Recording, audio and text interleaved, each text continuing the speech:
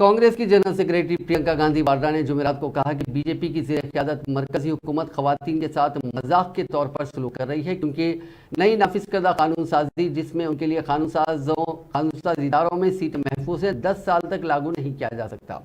इंतखाबी रियासत मध्य प्रदेश के कबायली अक्सरियती जिले धार के मोहनखेड़ा में एक रैली से खिताब करते हुए उन्होंने जात पात की मर्दमशुमारी के लिए भी आवाज़ उठाई और बदनवानी पर रियासत की बीजेपी हुकूमत पर तनकीद की।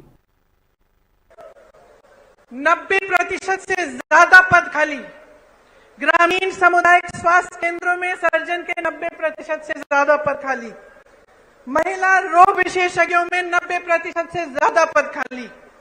फिजिशियन जो डॉक्टर होते हैं, जो सारी बीमारियां समझ जाते हैं, 90% से ज्यादा पद खाली। बच्चों के डॉक्टर 90% से ज्यादा पद खाली। पूरे प्रदेश की सीएचसी में एक भी आंख का डॉक्टर नहीं है। मोतियाबिंद होती है, आंख में तकलीफ होती है, कहां जाएंगे? कहां जाएंगे? प्राइवेट में जाएंगे। प्राइवेट में चले जाते अगर पैसे कमाने का मौका दिया होता आपको।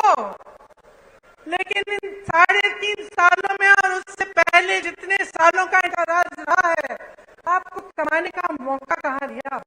जहां से रोजगार बनना था,